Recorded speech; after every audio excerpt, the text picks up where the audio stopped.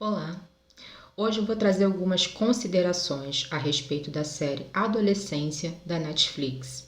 Eu acredito que eu já estou chegando um pouquinho atrasada, porque vários vídeos já foram feitos a respeito dessa série, cada um trazendo uma chave interpretativa diferente, que eu acredito que enriquecem muito a percepção a respeito das problemáticas suscitadas por essa série.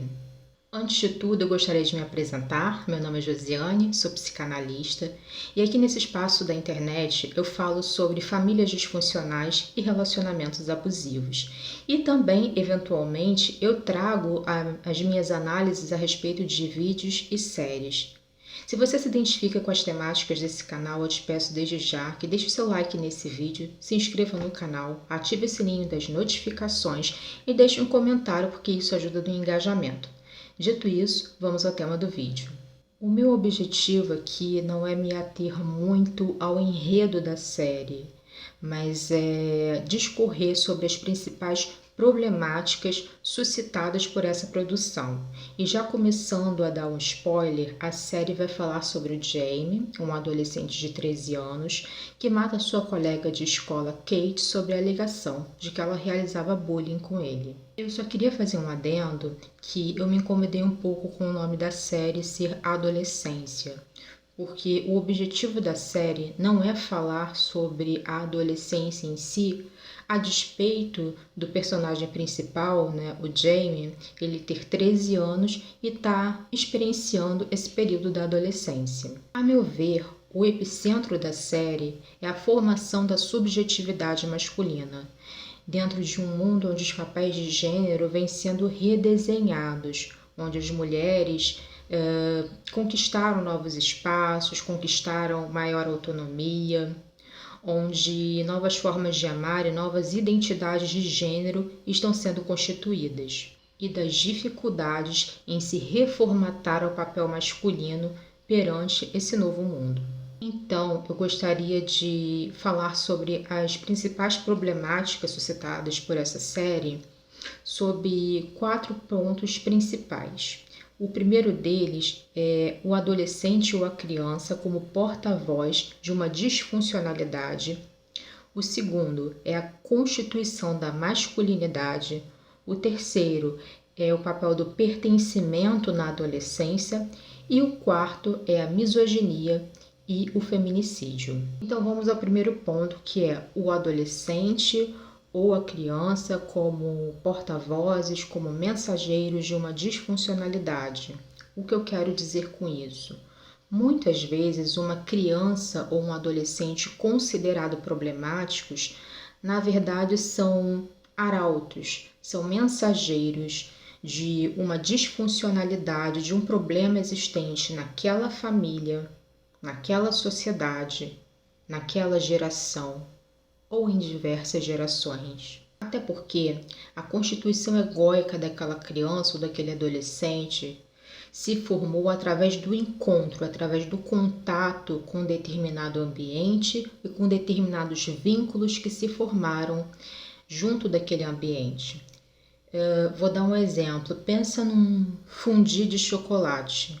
Quando você pega ali o pedaço de morango, né, e mergulha no chocolate derretido, se você estiver no lugar frio, quando você tira aquele pedaço de morango, né, coberto ali de calda de chocolate, o que vai acontecer? Aquele chocolate ele vai endurecer e formar uma crosta. Então é dessa forma que a gente constitui o nosso eu, o nosso ego.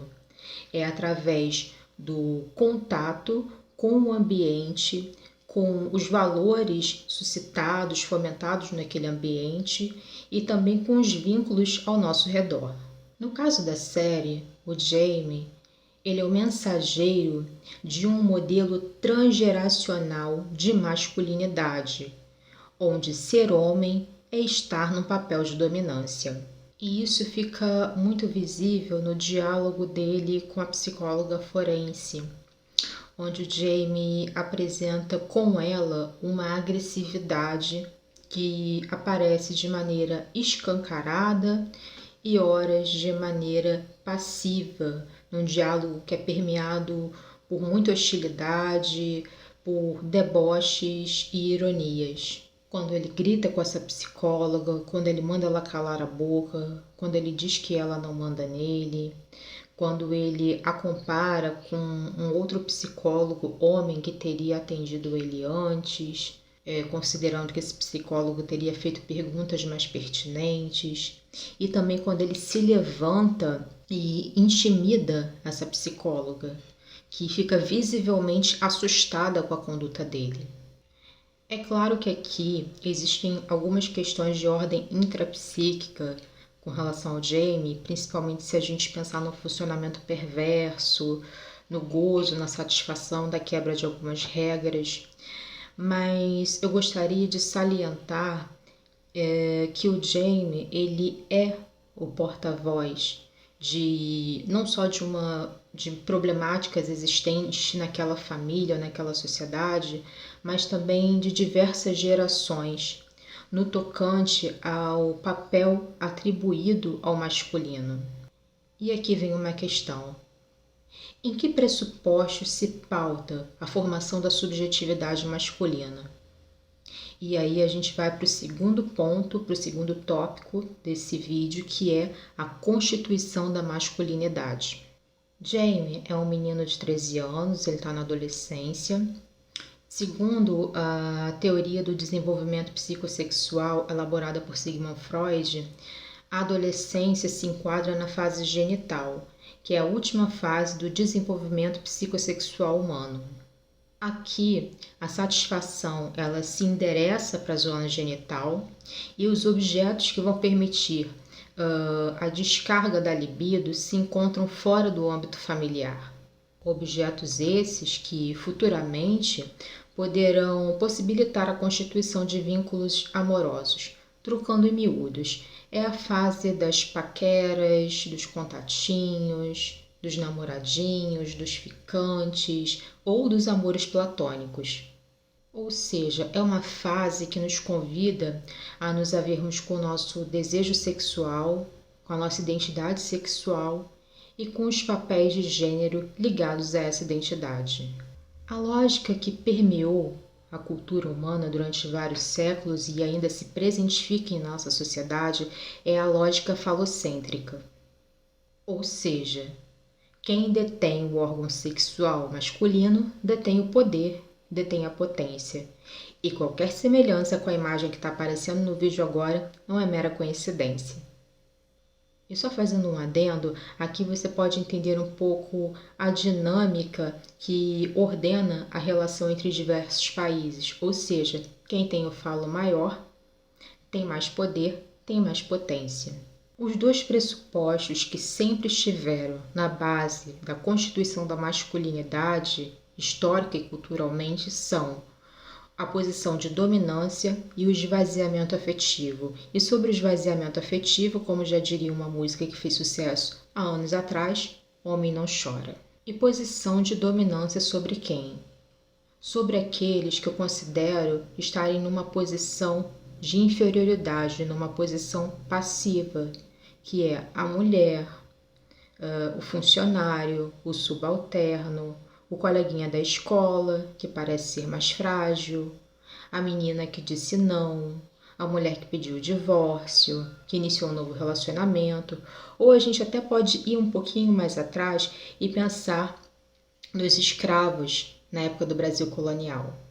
O terceiro tópico que eu gostaria de falar nesse vídeo é o papel do pertencimento na adolescência. Todo adolescente precisa de validação, reconhecimento, vínculo, acolhimento e pertencimento. Não é à toa que muitos adolescentes buscam grupos. Podem ser grupos religiosos, grupo jovem, grupo de roqueiros, grupo de funkeiros, a panelinha da escola ou pessoas que comunguem dos mesmos interesses que eles. Então a adolescência ela é marcada por esse período de afastamento da família primitiva e de busca de novos agrupamentos, de novas matrizes identificatórias, ou seja, de novas pessoas com quem eu possa me identificar. E isso em si é normal, saudável e esperado porque faz parte da constituição da subjetividade daquele indivíduo. E o adolescente, além de estar passando por esse período de transição entre a infância e a fase adulta, ele fisiologicamente também está passando por um bombardeio hormonal intenso, com a eclosão de desejos sexuais que ficam à flor da pele. E aqui vem duas outras reflexões. A agressividade contra meninas ou contra mulheres é um código que faz um rapaz pertencer ao grupo de garotos ou de homens? E que valores eu preciso negociar para pertencer a um determinado grupo? Então, já que a adolescência é esse período marcado por tantos conflitos, pela busca da própria identidade, por mudanças físicas, fisiológicas, sexuais, aí entra a importância do diálogo com os pais, ou seja, com pessoas mais experientes, que já passaram por essa fase e podem ajudar a oferecer uma maior estabilidade para quem ainda está fazendo essa travessia da infância para a fase adulta. E agora vamos para o quarto e último tópico desse vídeo, que é a misoginia e o feminicídio. A misoginia, ou o ódio, ou a aversão à mulher, está presente na nossa cultura há séculos, e qualquer semelhança com as imagens apresentadas aqui no vídeo não são mera coincidência. E quando nós falamos em misoginia ou feminicídio, a gente está falando de objetificação da mulher. O que é objetificar? É tirar do outro a condição de sujeito. Objeto não tem voz, não tem desejo, não tem vontade. O objeto, ele serve para atender a uma finalidade específica. Por exemplo, essa caneta. Ela tem a finalidade de escrever. Ela não tem voz, ela não tem desejo, ela não pode dizer para mim, hoje eu não quero escrever. A partir do momento que essa tinta ressecar ou então acabar, eu vou jogar essa caneta fora.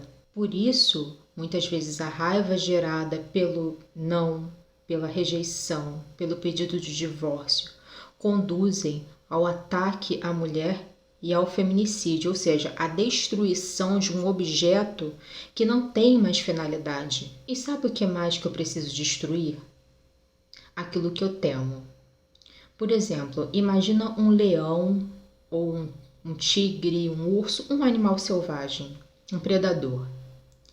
Ele ataca por dois motivos, ou por fome ou porque se sente ameaçado. E nós, Homo sapiens, apesar de toda a evolução e desenvolvimento do nosso neocórtex, da nossa capacidade de raciocínio e de lógica, também somos animais. E a posição fálica, que é o epicentro da nossa cultura, é uma posição de dominação.